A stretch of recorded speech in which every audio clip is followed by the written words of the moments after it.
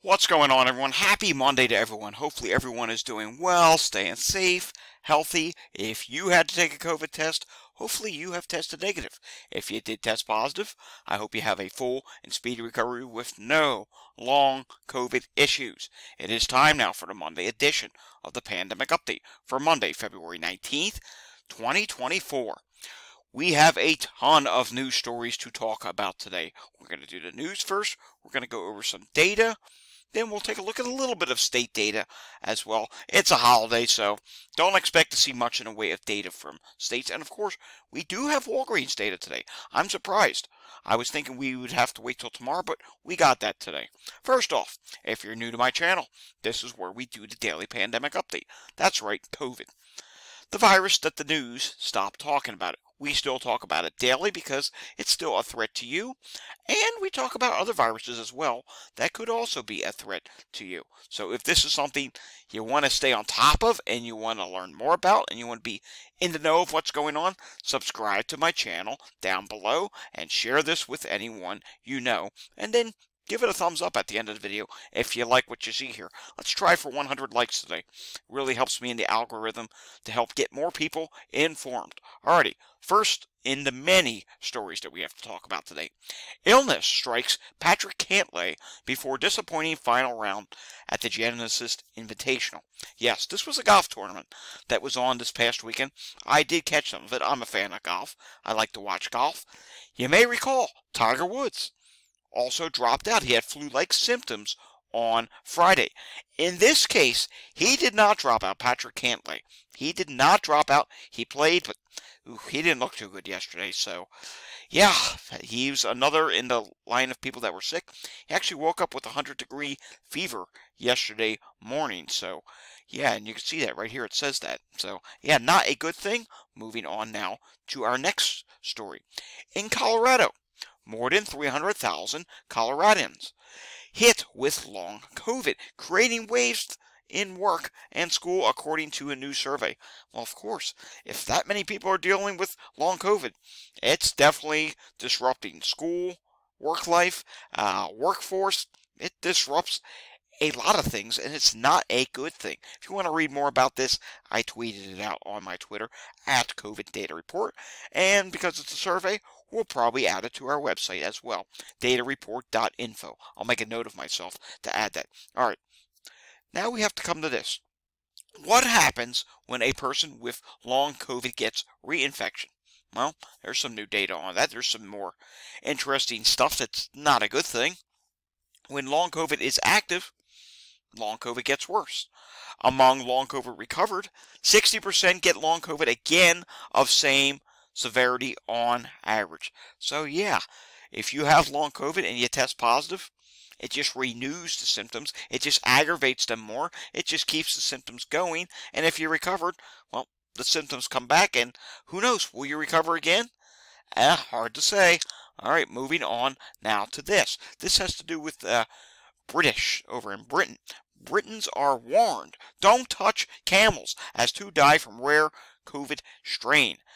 The World Health Organization, WHO, has issued a warning after 2 people died from a rare form of coronavirus caught by touching a camel or drinking its milk. This is called I believe it's called Middle Eastern Respiratory Syndrome. If you want to learn more about this, you can read the article down below. That tells all the exact information about this, what you should know. Moving on now to our next story. I told you there's a lot of stuff today. Review of COVID deaths, stats finds, likely undercount in official numbers. I know we talked about this last week. I'm going to talk about it again for those who are new to my channel. The numbers that you're seeing right now, you're going to see death numbers. On Mondays, we get an update from BNO. Well, it comes out Sunday nights, but we get to it in the pandemic update on Mondays because it comes out so late. I bring out my calculator, I add up the flu and COVID deaths. And those numbers that we see each week, the numbers we've been seeing since the pandemic started, it's a significant undercount. I can give examples how it's undercount. I know someone who caught COVID from someone who died, and that person was never diagnosed with, the person who died was never diagnosed with COVID, was just very sick. Guess what? They had COVID because the person who caught COVID had direct contact, they were hospitalized, so on, they recovered, now have long COVID, but the person who died It never went down as COVID. That's just one example. There are many, many other examples of people who have died, likely from COVID, but never went into the count, which is why there is a significant undercount. And there's a significant undercount ongoing right now as we speak, and it started back in 2020. Heck, it might have even started back in late 2019. Remember, in 2019, late 2019, early 2020, before testing became a thing, there were people showing up at hospitals in the emergency department with a mysterious illness that later went on to become COVID. Some of those people died. They probably never got diagnosed on their death certificate as a COVID death. Moving on now. We have to talk about this. I wasn't certain whether I was going to share this with you today, but a part of me said, let's talk about it. We're just going to be very brief with this. And this is coming from a user on Twitter, Future. 9 days after their first tweet, and as of today, JN, this is a variant now, a subvariant, JN.1.7 is the fastest growing variant in the UK. 6% of all sequences, at least a 50% growth advantage over JN.1.1. 17-day doubling time, roughly. It's not good that we're seeing this, and then Turn put out and said, well, let's see, this is not good. And look at this. Look at this chart here. Sequences that are percentage of JN.1. Starting to drop. Why is that starting to drop? Because you now have this JN.1.7, which has now entered the picture. It's just something in the UK. It's not something to be terribly concerned about for the United States yet. We're in the very early stages. I don't want to cause panic. I just thought I would bring this to your attention that there is a JN.1.7. As time goes on, as we find out more about this, you know the drill. We'll eventually find out just what this is going to do. And if you recall, in the early days of the pandemic, what happens in the UK can sometimes be an indicator of what's going to happen in the United States. In the last year or so, that's not as much the case, but can be at times. Just raising some awareness here. Thought you should know about this because I find it rather interesting. Alright, moving on now. Let's go to the BNO update now. This is the weekly cases for last week. 218,250 cases. Significant undercount. Wastewater would suggest it's probably much higher than that, but we're in a time where not many people get tested. This is a dropping number, though. Its average is down by 28,000. States reporting 50 out of 50. That's because they estimate some states. In the hospital, 18,275. In the ICU, 1,990. That's actually down by 117. New deaths. This is good. Bad, but good. It's below 2,000. I think that's a good thing. So new deaths. Let's calculate that in here. 1,807. And the average is now down. The average is still 2,314. That's down by 143. Let's read some of their notes. The breakdown for this week, 22 states reported, 28 are estimates. So that's a lot of states where they have to estimate. COVID cases are down from this winter's peak, but remain elevated across the U.S., with increases reported in a number of states including Georgia, Illinois, Louisiana, Oklahoma, and Tennessee. Yep, we've been talking about states increasing. Louisiana is one that you'd probably expect it, though. Mardi Gras. New Orleans, yeah, there you go. During the past week, more than 21,000 Americans were hospitalized with COVID, up 2% from last week. Around 18,000 people are currently hospitalized. Yeah, that's up. I want to see what happens this week. Will it be flat? Will it drop slightly? Will it rise again? Hard to say. Seeing hospitalizations, I mentioned this last week, seeing hospitalizations go up at this time of the year in February hasn't happened since the pandemic started. It's very, very hard to do because usually we're still having a lot of downward pressure because we would still normally be dropping from the winter wave at this time. You know, that happens around the holidays. But as you saw, Georgia, Illinois, Louisiana, Oklahoma, Tennessee, all rising for cases again. What lags that? Well, hospitalizations. Is that enough to push the national level even higher this week? Stay tuned. We'll be on it later in the week. All right, this is the 23rd week in a row with more than 1,000 deaths, or nearly 40,000 in the same period. Deaths were down from last week, below 2,000 for the first time since September. That is a really good thing. Again, 1,807 deaths, but we have to move to this. So far this year, more than 2 million cases of COVID-19 have been reported. That's just reported cases. The actual number, it's probably close to 10 million right now. So yeah, look at this, causing 158,000 hospitalizations and 16,000 deaths. But yet they lead you to believe, the president leads you to believe that, oh, the pandemic's over. If the pandemic was over, how come 158,000 people have already been hospitalized? We're not even through 2 months of this year. Yes, that's just totally ridiculous to think that, oh, the pandemic may be over. Influenza's never good. Estimated 2 million cases again. Hospital admissions, 10,000s. And another 1,000 deaths. Let's calculate that in. Another 1,000 deaths? Well, we've lost another 2,000. See this here? 2,807 deaths just from COVID and influenza in the last week, not including RSV and any other random miscellaneous virus that you could catch out there if you happen to go out maskless. It's always good that you go out masked, because guess what? Masking does work. There's a lot of people that will put nonsense. They'll even put comments in my thing that masking does not work.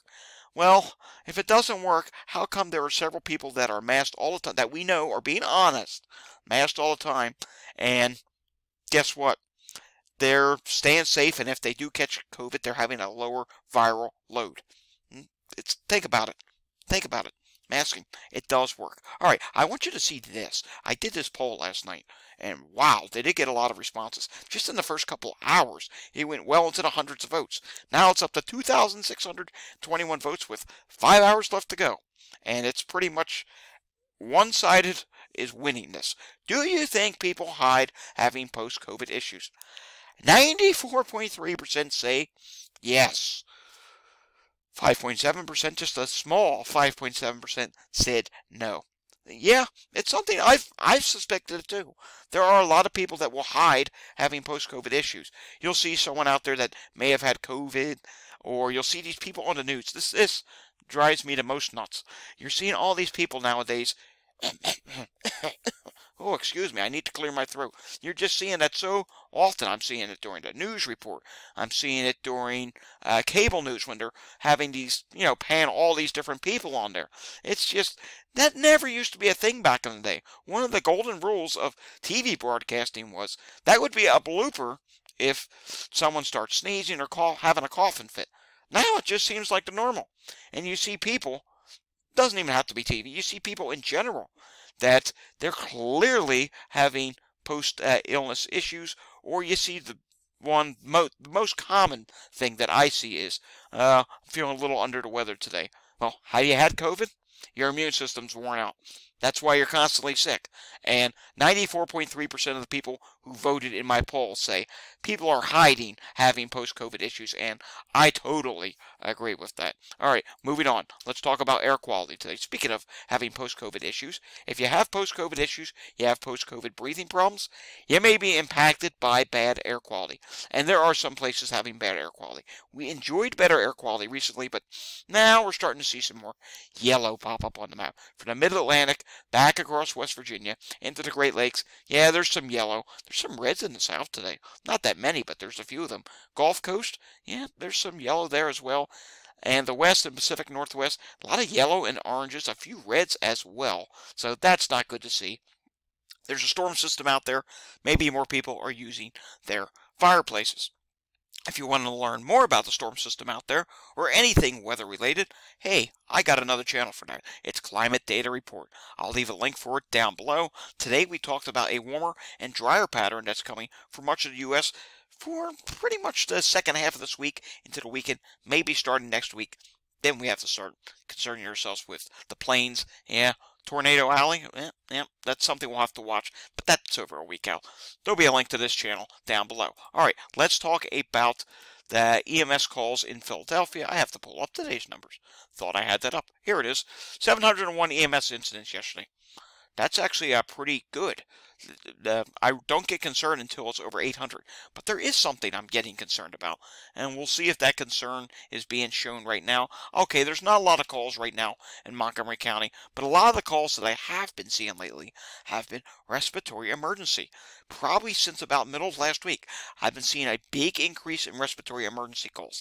I don't know whether it's influenza, flu, RSV, COVID, influenza and flu, as you know, are the same thing, pneumonia, I don't know, post-COVID issues, but there has seemed to have been an increase in the number of people with breathing calls. And here's Chester County, Pennsylvania. There's one. Now, there were two there before. There's a sick person. Not terribly busy right now in the burbs. That's good to see. But again, I'm going to continue following this. I did put a tweet out earlier to see if anyone who works in hospitals are noticing an increase in respiratory emergencies coming into their emergency departments. Haven't looked at the responses yet. I'll check that out later. All right, we're not going to do any wastewater sites today. This is a long enough video as is. We got to get to Walgreens. Walgreens, 24.1% positivity rate, and there is some good news here. The prior week was 26.2%. That's down 2% with a huge decrease in testing. 15,930 tests versus 24,815. That's a big testing decrease, but I reckon we should look at some of these places that are seeing red right now. Puerto Rico, 26.1%. That's up by 7.6% from 18.5%. Total test, 23 versus 27. Testing's down, but I think their cases are going up as well. They usually do see a case rise the second half of winter going into the spring. And now let's take a look at West Virginia. What's with you? 21.3% this week, 14.8% last week. Difference of up, 16.5%. 61 tests versus 81. I think this is a testing issue. That's up 6.5%. So testing issue, I don't think your cases are rising. If testing was up, then I'd be more concerned. Mississippi, 29.8% this week versus 22.6%. Difference of up 7.2%. 114 tests versus 137. This could be a mix of cases and testing because we do know some of the South is actually starting to rise. South Carolina, I'm seeing red. I'm also seeing a big decrease in testing. 26.4% positivity rate versus 25.2%. That's a difference of up 1.2%. 484 tests versus 758. And I want to check what's going in with Washington. Then we'll do some more states again tomorrow. Washington, the positivity rate is 33% versus 23.2%. Difference of up 9.8%. 185 tests versus 285. Yeah, that's over a 100 decrease in testing. So clearly, testing is to blame in that case. We want to take a look now at, let's see here. Here's the flu levels across the United States. You can see here, there's still some states that have very high levels. That, of course, is not good to see. And here's COVID hospital admissions in the past week. 21,373. Again, it was up. It's not good to see it up in February. That's a bad indicator of what's going to happen potentially in the spring and the summer, next winter, as we head into next fall, and especially, let's go back. We'll go back, especially now that we have potentially this over in the UK, JN 1.7. Yeah, JN 1.7. What if that enters the picture? It could be a spring wave. We have seen spring waves happen before in the northern states. All right, speaking of variants, JN.1 variant in the United States leads the way at 96.4%. And, oh, what the heck, I'll show you New Jersey. Why? I don't know why I'm showing this to you. Only 36 out of 70 hospitals reported. Let's see. Did we get anything from New York today? I don't think we did, but we'll see. Now, it's a holiday. On federal holidays, we will not get these type of updates. Let's take a look. Did we get the hospitalizations? Don't think we did. I've been refreshing it. Nope. All this will update again tomorrow. Hopefully we'll get more hospitals out of New Jersey tomorrow to report. Alrighty, folks. That does it for me today. That's today's pandemic update. I know, we went over a lot of stuff today. I hope you learned something. If you did or you enjoyed this, give it a thumbs up. If you felt like you were informed and you want to stay informed, subscribe to my channel down below. Share this with anyone who needs to see it. Quite frankly, everybody needs to see this. The pandemic did not end. If you want to help me continue to do my work here and you want to support my channel, there's a link to Patreon and the Buy Me a Cup of Coffee app down below. Totally up to you. Anywho, that's it for today. Thank you for watching this video. I will see you all again next time. Until I see you again next time, stay safe, everyone, and have a fantastic Monday evening. See you all again tomorrow.